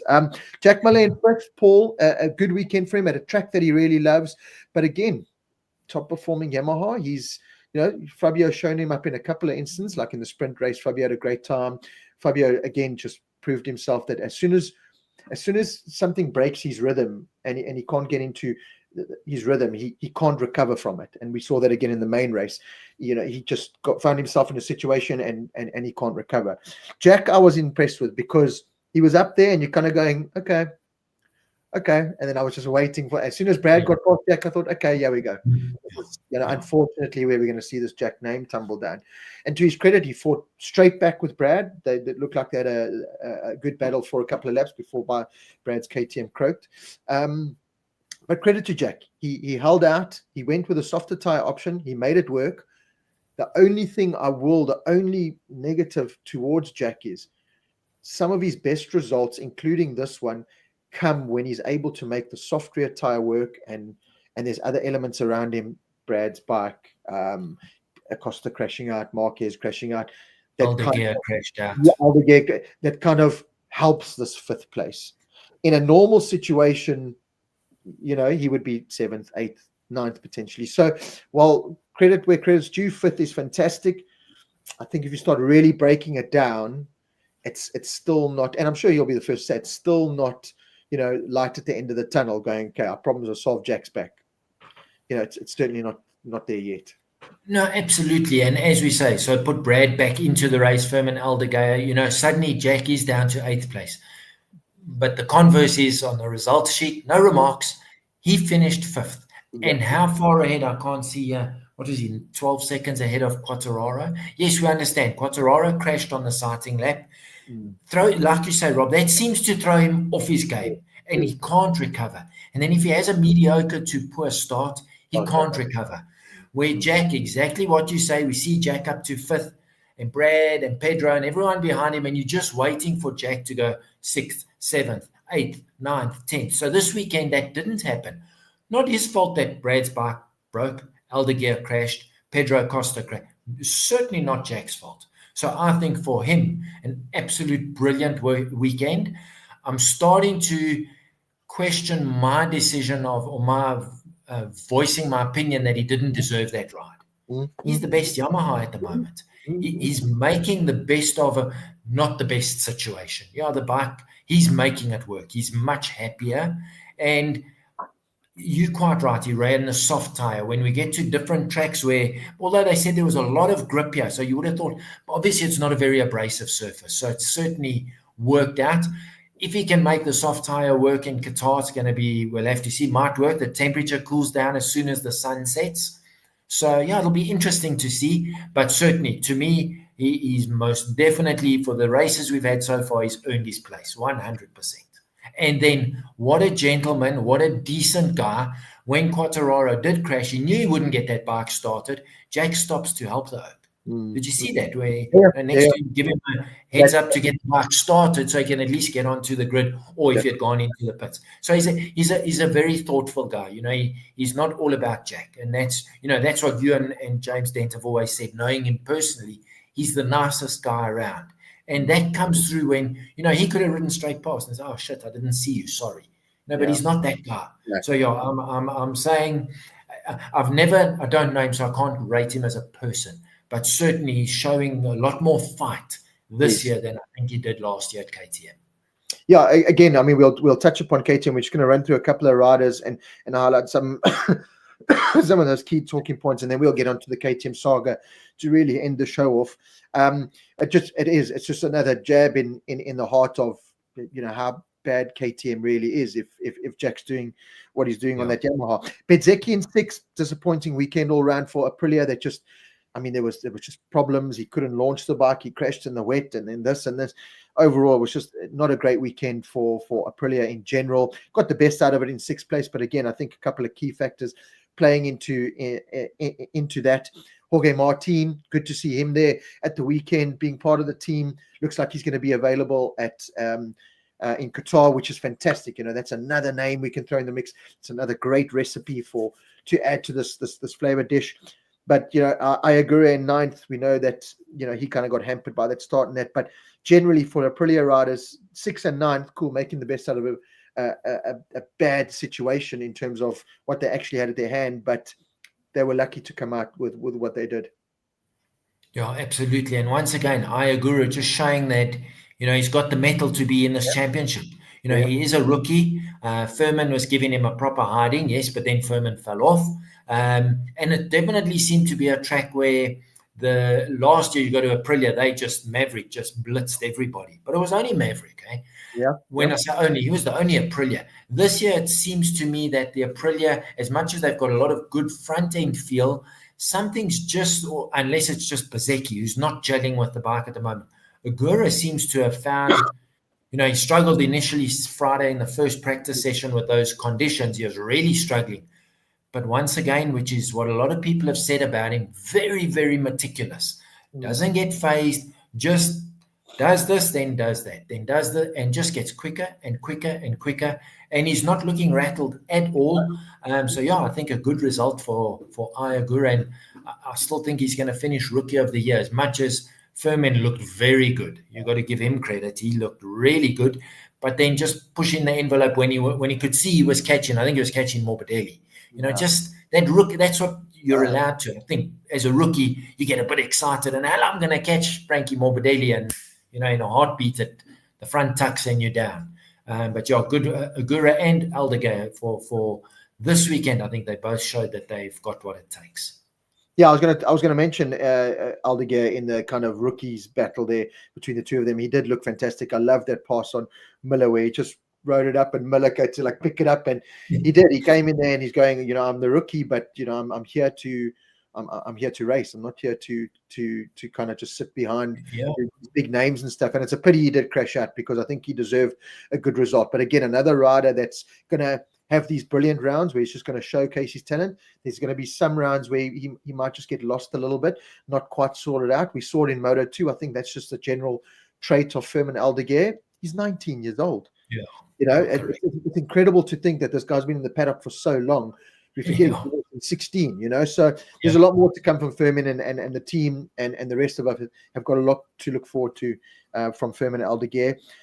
Just another we've touched upon the Honda quickly. Quartararo touched upon a couple of people mentioning here, and this is probably my biggest disappointment of the season so far, and certainly this weekend. Alex Rins is just not a good conversation on that factory Yamaha. A lot of people saying, it's time for him to step aside. It's just not working. I mean, I watched half that race and he was behind Augusto Fernandez for half the race. I mean, this guy's rocked up, climbed in to fill in for Miguel Oliveira, who someone's asked, is this the end of Miguel Oliveira's career? I think we've touched upon that before. Francois Retief, it is. As Andre Calford says, it's kind of like Johnny Ray in World Superbikes, Could it be the end? Could we see Oliveira going towards Superbike? That's another conversation. But Alex Rins, for me, is on a prime seat, a good full factory ride, good sponsorship, great team. And with the likes of Acosta, Brad Binder potentially could become available on the market, Ayagura, some of the riders coming from Moto 2. I know he's got a 2-year contract, I think, but how long is this going to last? Unless he really pulls a rabbit out of the hat for the rest of the season, I can't see something. This is a racetrack the guy won on a Honda a couple of years ago, on an LCR Honda. He won on a Suzuki. It's sad. Rob, don't end the show talking about KTM. It will end everything on a low. There is not much good about KTM. But Anton Smith, we have to, unfortunately, and I think it's going to be the theme for the whole year. Hopefully, there's some positives to pull out of the weekend, which we will. But let's just quickly finish on the Rins, Paul. I mean, how much longer can that honestly last? It can't. Yeah, just very disappointing, Last year, he didn't have a great year. He got injured, but he had one or two moments of brilliance, whether it was in the sprint race but this year, he's just, he's anonymous in this championship. He's become almost I don't want to say he's not a back runner, but obviously we were disappointed with Oliveira, me personally, getting the ride, and then now he's got injury woes. Rins hasn't got an excuse of injury woes, and he's really struggling. And now, me personally, at the beginning of this year, if you said Jack Miller's going to, in 3 races he's going to have drilled Rins in all 3 races, I would have said, you're smoking your socks. Rins has got experience on the bike. He knows what he's doing. He's won more races than Jack. No chance. Jack's giving him a good hiding. Now you've got to look at that and say, Jack's in a team that's never run a Yamaha before. Yes, they've got full support, but everything's new to them. Rins is in a team that is the factory team, and he's just nowhere. So, yeah, disappointing. Really, I agree with you fully. And if he is on a 2-year deal, so you meaning this year and next year, well, I don't think Yamaha will honor that contract. I can't see it happening. Not if he carries on the way he is now. And you've got guys like, let's just presume there's an option for Brad to get out of his KTM contract. Pedro Acosta, Toprak. Toprak, the noise is all about Honda. But if there's an opportunity for him to go to Yamaha, I can almost guarantee you, unless he severed those ties when he left Yamaha 3 years ago, whenever it was, which I don't know. But, so there's other people around. Rins is going to have to be very careful. He's just at the moment, he's the I always like to say the anonymous oak. You don't even realize he's there. For someone of his talent, it's not like he's let's use Somcat Chantra as an example, someone who hasn't proven anything in MotoGP. So if he carries on running in second and third last, people are going to say, well, that was kind of expected of him. As you say, Rins is one on a Honda, one on a Suzuki, been in championship fights with Marc Marquez in the old days, and now nothing. And I understand he's had many injuries, but then should you also not be mature enough as a person to say, it's time I call quits on this, because I'm actually, I don't want to say he's embarrassing himself. He's not. But at this level, he actually is. Yeah. And there's too many, Yamaha, him and Yamaha have to be realistic. There's so many good options that are going to become available. If you look at the paddock in Moto2 and MotoGP now, anything can happen. The Marc Marquez exercise proved it, that contracts can be changed. Riders can make the decision. And as you said, with even Brad, you don't know what kind of clauses are put in. And so, Alex Rins, unfortunately, he's got to really start doing something. And as Andre Calvert says, I know his injury is a lot worse than people thought, because you can see the aftermath of it. The guy still wears a compression sock. He still limps around. Raul Fernandez is also up for replacement at Trackhouse. Jaco Swanepoel, absolutely. Raul Fernandez is... we've spoken about it. We can talk about it to the end of days. His time has to be up now. So, Laura Manning, his contract ends at the end of 2026. That's Alex Rins. That's Rins, I presume. Yeah, that's Rins. So, but I think that could potentially change, as you said, with the likes of Toprak. Nicola Bulliger is another name that. You throw his name in there. Why not throw his name into the ring? So, a lot of thinking there to do for Rins and Yamaha, no doubt about it. Paul, let's get on to the KTM saga. I said there were positives to talk about. I'll start with that, in the fact that, as I said, I didn't have really any high expectations of Brad and KTM going. I know KTM with Acosta, Gas, had a good race last year. Jack Miller's been on the podium in the sprint race, I think, before on the KTM there, shown a bit of good pace. Brad has never really. It's always been a track that he's battled with, and I've always thought it's that riding style. It's a very direct track. You've got to go curb to curb to curb to curb. You can't do any of this like wide swooping lines that I've touched upon that Brad sometimes likes to do. And when I say wide sweeping, I don't mean he's like really going, but in MotoGP, that much can make the difference. Too much, like for Mark's instance, he was making a lot of time in that first sector purely because he was the only rider cutting that curb so much, had the confidence to do it. It backfired on him in the race with the damn track. But so I never had high hopes for Brad. But the difference from Saturday's sprint race, which was dismal to say the least, unfortunately Brad just got punished and had no tire left and had vibration and just everything. And you kind of thought, oh, what the hell's going to happen on Sunday? This guy's qualified 16th. Qualifying was a disaster. It was just an utter mess. Brad spending a lot of time in the pits again. There were a lot of factors as a Brad fan. You're going, oh, God, this is not looking good. And then when he's being competitive in that Sunday race, made a good start, did a Brad thing, and just kept going and got ahead of Jack, was up to fifth. And someone commented earlier, you kind of thought he's going to hunt down Morbidelli here.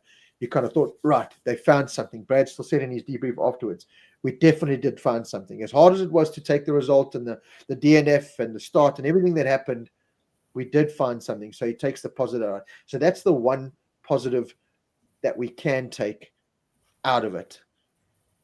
But again, there's still a lot more negatives. Yeah, unfortunately, Rob, I'm not going to say there's a lot more negatives. We've got to a point now where I'm almost going to say KTM are at rock bottom. So we must now just look for positives because we're going to highlight the negatives only if that's all we do. But in saying that, I'm going to be negative. Saturday, apparently, Brad, he was in 9th, which is 1 point. Then on the last lap, he dropped to 12th. Apparently, a shock linkage broke. Oh, really? That's hearsay. Please don't quote me. Well, quote me, but that's what I was told. The shock linkage broke. Sunday, fantastic. Well, first of all, there was problems with Maverick's bike on the grid. Yes. What's going on there? Then Brad's bike apparently had an ECU fault. The ECU just went blank. Now, I understand it's a standard ECU. They're made by Magneti Marelli or whomever, but why does it happen to the KTM? You know, are they not putting the resources in? Or who knows, you know? So, and it is a mechanical object. Things go wrong. But how seldom do things go wrong with a modern MotoGP bike? When was the last time someone didn't finish a race due to a mechanical? Me personally, I actually can't remember. I can remember our favorite rider, Marquez, at Silverstone blowing a motor. I think that's 4 or 5 years ago. Might even be longer. Other than that, when last did we see a bike in a race situation not finished due to a mechanical? Different story if the Oaks crashed. So that's what I heard. The shock linkage Saturday, ECU Sunday. These are issues that shouldn't be happening. And I understand it's mechanical, but you know, now KTM running on such a skint racing budget, look, it'll still be millions of euros, but where it was tens of millions, is it now down to ones of millions? I don't know. And if that is the case, imagine how disheartening it is for Brad and Pedro. Never mind the other two, but Brad and Pedro as the factory riders now almost riding bikes beyond their sell-by date, if that is the case. And I'm surmising here. I'm just talking off the top of my head. I just think that it's an issue that if that's the case, they're not in a good position, you know, unfortunately. And I mean, if you have a look at the championship table now, bikes-wise, I think KTM's at the bottom, or they second last. I think only Yamaha are behind them. Yeah, and none of the riders are inside the top 10 even. Yeah. And you know, in all fairness, to have Honda ahead of them, if you took the 4 KTM riders versus the 4 Honda riders, and you said, okay, who's going to finish ahead of who? Well, I would say 3 out of the 4 KTM riders should finish ahead of all the Honda riders, and it's not happening. Honda, without a doubt, have improved, but I think KTM at the same time have regressed almost at the same rate. So instead of the gap staying like this, it's actually exponentially got worse. Just, I don't know, Rob. It's just, you know, this thing, if we're going to let it worry us, I'll tell you what, I'm going to have less hair than I've got now, and we're going to have sleepless nights because we cannot fathom. It just doesn't. And for Brad to say, oh, we found something. Yeah, did you, Brad? You know, Oaks crashed in front of you, which put you in 5th place. I understand, but he was looking good. But then the bike breaks. Oh, come on. Please, this is MotoGP. It's not, you know, some cheap formula out in the middle of nowhere. This is the pinnacle. And a big brand like KTM, and they won't take it lightly, but it's a worry. It's really a worry. I am hoping, you know, my earlier comment of when they get into Europe and, you know, you have more access to development and you can work on things a bit more, will help. You know, these away races, it's hard to kind of do all that in. The big negatives for me were, I mean, another positive was Pedro Acosta's qualifying, as Wayne Taylor said there earlier. You know, as much as we love Brad and you cannot be qualifying 16 1 second off your teammate. And you know, Pedro Acosta can get that lap time because of his riding style, of that direct riding style, especially at this COTA. Wayne Taylor also said it. You could see in that first sector where, you know, Brad was making more out of the corners, whereas Pedro was more direct. Pedro has proved in racing conditions that can only also work for so long before that front tire says, listen, I can't keep turning in this early on the brakes and I'm letting go now. Or the bike, you know, you can see that chatter and everything. Again, it's that balance, you know, where the Ducati can sort itself out, no matter what the rider does in many ways. You know, when last did you see, okay, Mark's nearly high-sided himself twice, but he hasn't high-sided himself. It's corrected itself. You know, you don't see it happen that often on the Ducati. It's just a lot more forgiving, whereas the KTM just goes, well, you know what, bugger you, piss off. You know, I'm enjoying this, whatever it is. So the positive was that he was fast. Another positive was Enea Bastianini in the main race, 7th, although you could pick that apart and say it's actually a negative because it proves that this bike on I've mentioned it before, this mechanical grip that it's got too much mechanical grip. When it's on these newer tires, it doesn't, the bike's just, it's just overworking. Everything's just overworking. And then as soon as the tires kind of, that mechanical grip kind of fades away and the bike's a bit looser and freer, and Bastianini can ride the bike. And that's literally what he said. He's like, I can only ride this bike after 10 laps, when that mechanical grip's gone. Otherwise, the thing just feels like it's going to just grip itself into oblivion type thing. So that was a positive, although, as again, it's 7th. If you break it down, Brad, blah, blah, blah, blah, it's not actually a 7th. So you can't get to... The big negatives for me was Pedro Acosta was on the podium last year. Yeah. They were never going to be in the podium fight this weekend. Another big negative, with 3-4 rounds in, Pedro Acosta's leaving KTM. He's leaving KTM. We've spoken about it before, Paul. When this kind of talk happens, it happens, yeah. Pedro Acosta's talk, so off track he's talking, it has to play on your mind. Because every time he goes out on that bike and a Ducati passes him, and Alex Marquez, a Digia Antonio, and he's going, I'm better than you. I know I'm better than you, but I can't do what you're doing. And it pisses me off. So immediately your mind now starts taking you to, okay, well, I'm already talking to either Honda or I'm talking to VR46. These rumors don't just make themselves up. It comes from somewhere, and I think it's legit. And from what I hear, it is seriously legit. Like Pedro Acosta is getting to the point where he's saying, right, we've gone backwards. Exactly what you've just said. We've regressed. We've gone backwards. I was on the podium here last year, and I'm being beaten. I'm having Furman Aldegues passing me like I'm a rookie. It's not happening. Pedro Acosta, we've spoken about it before, is not as, I don't want to use the word humble, but not as discreet as a Brad Binder, not as politically correct as a Brad Binder. Pedro's just got to go, no, F that. No. This is not how it works. I'm into my 2nd year of MotoGP. I still haven't won a race. I'm a race winner. Brad Binder hasn't won a race in 3 years. He's a race winner. Maverick Vinales and Enea Bastianini can't buy a top 15 qualifying or top 10 qualifying. Have you seen the video of Acosta with the Pramac bosses, Andre Calvert? I mean, there's another good option. Absolutely. Another great option, with no disrespect to Jack or Miguel, a Brad, or certainly an Acosta would climb on that bike and do even better. So, I don't know. Those are the big negatives I took for KTM this weekend. And Aki Ayo sat there. I mean, he must be very frustrated, and I can understand that. But you've gone backwards. And how are you going to go? Neil Hodgson again said it perfect. How are you going to go forward with everything that's going on? How are you going to go forward? Financial difficulty, staff still being let off left, right, and center at KTM. How are you going to go forward? So it's a big worry. We can talk until we're blue in the face about Brad must jump ship, and it's not going to happen. I think Brad's going to be on a KTM next year as well. He's going to fight the fight. He's going to dig deep. He's going to do everything he can. He's going to come out with these kind of comments more often than not. Shit happens. We found something. Let's hope we can take it into Qatar. Qatar is going to be a good reference, because last year it was a second and a second. Again, was it more down to KTM being more prepared and ready, catching the other teams with their pants down, as the rest of the season kind of proved that KTM weren't actually there. They were just there for Qatar. But that's going to be another good reference, because clearly Brad's got the pace to compete for race wins and everything there. Jorge Martin's going to be thrown in the mix, hopefully, on the Aprilia. That's going to be a good exercise. But for KTM, it's a big worry when you've got this massive cloud. Your star, who you on record went on saying, right, we are focusing our project around Pedro Acosta. And now Pedro Acosta's questioning it and crashing the bike. What data are you using when you're crashing the bike after 6-7 laps? And then your 5th place man, where you can get good data, the bike croaks. And then you've got Maverick Vinales 45 seconds behind because his bike stops. And Maverick, as soon as that bike conks out, as soon as an issue, Maverick switches off. He can't come up on that. I take my head off Bastianini for digging deep and staying on the bike and fighting back. And I love the fact that the directors showed a bit of the racing in the mid pack that didn't just stay at the front, that showed Bastianini going past Zarco.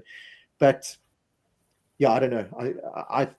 We spoke about it the last time we've chatted. I think we're going to be having these negative conversations with KTM more often than not, and more so than positive ones. Robin, you made 2 points that I'm going to highlight that I think are very valid. You said Bastianini can't ride this bike because of the mechanical grip till the tires are worn and the weight load from the fuel has come down. Last half of the race, he's always been good at that, let's be quite honest. But then he can ride the bike. Pedro Acosta is the exact opposite, I think. He can only ride the bike when the grip is really good. As soon as it loses grip, because he's a very front-end biased rider. So exactly what you said, you mentioned it. As soon as that front has lost its edge grip and that margin becomes too much for the front, he crashes. So what the point I'm making is we've got two polar opposites here. Yes. So one needs the bike to work at the end of the race. One likes the bike to work at the beginning of the race. Where's the middle ground? Another thing that was mentioned is that on race day, Pedro didn't run the mass damper, Brad did, and they weren't too sure if Tech 3 were or weren't running that mass damper. Okay. So once again, you've mentioned it, I don't know how many times. KTM throw a million things at the bike and hope something works. And what you've just said now in my mind, it highlights that exact point. One rider wants to go in this direction, Bastianini, because that suits him, understandable. But they're supposed to be building, they came out and said, not you and me, they came out and said, we're building this team around Pedro Acosta. That's going to be our focus. But now you're discarding Bastianini. So what help is he going to be to Pedro?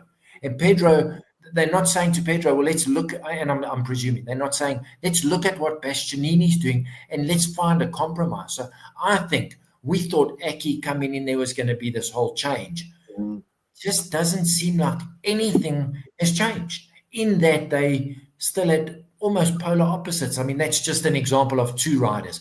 Brad, exactly what I said 2 weeks ago, which is what I heard on that Oxley Bomb podcast. They say Brad is one of the riders, when he gets on that bike, he gives you 110% from start to finish, regardless of what the bike's doing. But they were saying, Pedro, no, he's got to that point where if it can't do more than that and he sees Furman Aldeguer come past him, who he knows he can bomb, on a bike that works when you're hard on the front end, he's like, what am I doing on this? They are really, they've dug quite a deep hole for themselves and doesn't look like they're finding the ability to get out of it. And, you talk about Bastianini and like, as Andre mentioned earlier, the potential Pramac rides coming up, or Bastianini, I think is already looking for a way out. I think he's already putting his name. He had a very crude and sly manager. He doesn't have him anymore. I forget his name, but Carlo Pernat, absolutely. Yeah. So I think Bastianini's going through the motions at the moment. I think he realizes he's on a sinking ship, and he's just going to try and make the best of it for the season. And I can't see him on a KTM next year unless something drastically happens and the KTM turns itself around. Let's not forget, Maverick Vinales 12 months ago dominated this round, dominated on Aprilia. Sprint race, qualifying, main race, dominated. Yeah. Okay, I know he had trouble, but just he was nowhere near. He was nothing. He was absolutely nothing. And I saw that frustrated Maverick Vinales creep its head out there. When he was pulling that bike back, I was waiting for him to murder a mechanic or headbutt someone or his bike. I was waiting for this moment. Credit to him, he didn't. But it's just about you made a good point there, Paul, about Bastianini wanting it this way, Acosta wanting it this way, and there's no middle ground. I think Brad is that middle ground, but to his detriment, because Brad focuses his weekend on getting that bike home in the best possible position for Sunday. And unfortunately, that kicks him in the teeth for qualifying. And Pedro does, as you said, this is my riding style. I'm always going to turn the bike in early. I'm always going to be more direct, and I need to make this bike suit my riding style. And that's what it is. I don't care, I'll try and make it work for 20-something laps, but I need a bike that I can feel fast on. Yeah. Where Brad kind of put his hands up and said, this bike's never going to be what I really want it to be. I just need it to be something that I can be as competitive as I can on Sunday. So he's that middle ground where, again, Bastianini's going, I can't ride this thing on new tires. I'm going to set it up for the last 10 laps. But Pedro's setting it up for a fast one lap in qualifying, which he can do. And he did again this weekend. Fantastic, brilliant. But it's never going to last itself. It's never. And that's to the detriment of Brad. So, how does Brad change things? Does Brad go with that more direct route and get a better qualifying and then just is going to be a passenger in the Sunday race? Or does he continue that path of what he knows and trust himself and his team to go, right, we can find something and be competitive on a Sunday? Yeah, okay, the bike broke. But if you look at it, the big picture wouldn't have been so bad. Potentially 5th, maybe 4th from COTA, and then 7th and 8th. Looking where KTM is and what's happening, I mean, that's that's gold. You know, that really is gold, and that's why I think Brad is still, Andre Calvert, I think, said it earlier. You know, Brad is still KTM's biggest asset in terms of the bigger picture, because Acosta's great for them to have, and he sells some T-shirts, and he's this personality.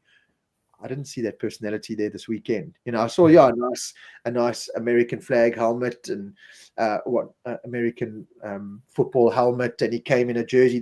That's where Pedro also sells himself more than Brad. You know, Brad's never been that kind of rider. He'll never rock up to the American GP and an American football top or Lakers and have a special helmet for every single race. Brad just wants to climb on his bike and ride, whereas Pedro does a little bit more off the track that, you know, sells the brand a bit more, which works for him. And we've all got caught in that trap where we go, Jesus, Pedro's, you know, he's kicking Brad's ass, and oh my God. Again, you look on the paper, last year Brad beat him. So far this year, Brad's been the more mature one out of everything. You can be as fast as you want, Pedro. It's great. Fantastic qualifying fourth. 1 second faster than Brad. That's great. Yeah. Crashing after 7 laps. You know, it means nothing to the team. And I think that Aki Ayo, you know, if he is the stern boss that we've all been told, he's surely got to be sitting Pedro down and saying, listen, this can't happen. This cannot happen. You're not doing you any good. You're not doing us any good. You've got to tame it down a bit, because this is not benefiting anyone. So, as I said, Qatar is going to be a good one. Pedro was competitive there last year. Brad was competitive there last year. Bastianini won a couple of years ago on the Grassini bike. So, listen, every weekend we go to there's going to be a microscope over KTM, especially because of our interest in Brad. But in the general interest of motorcycle racing and MotoGP, there's this giant microscope over them, and they've got to start performing. Otherwise, as I've said time and time again, as Neil Hodgson said, you know, at what point do Red Bull and all the sponsors go, you know what, enough's enough here, sell this to Suzuki, sell this to BMW, do whatever, but we can't carry on like this.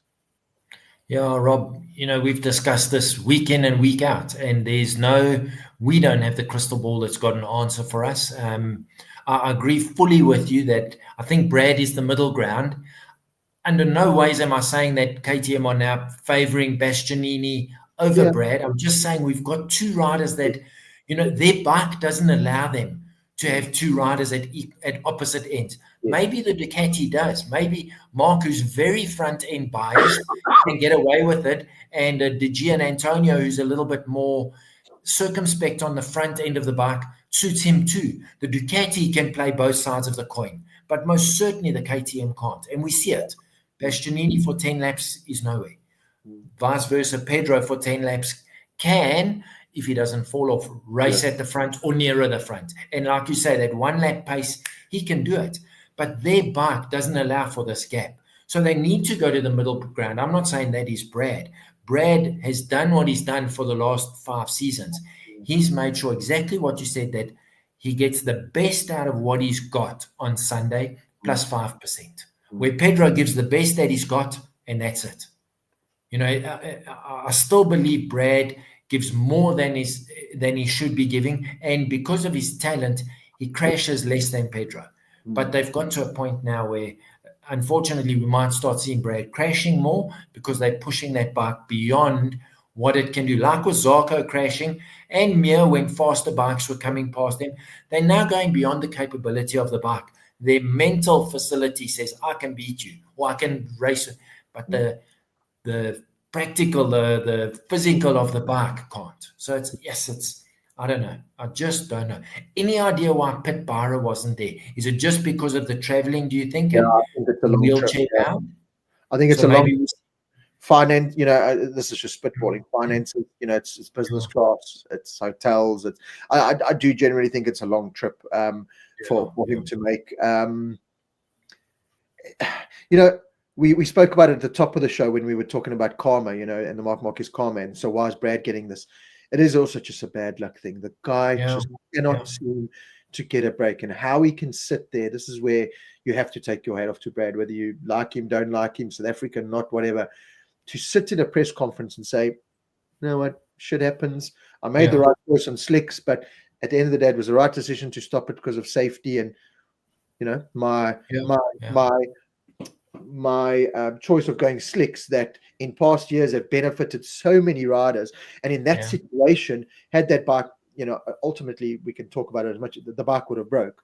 But had the situation played the way it should, Brad potentially could have won that race. He really could have. And there could have been a kickstart to something.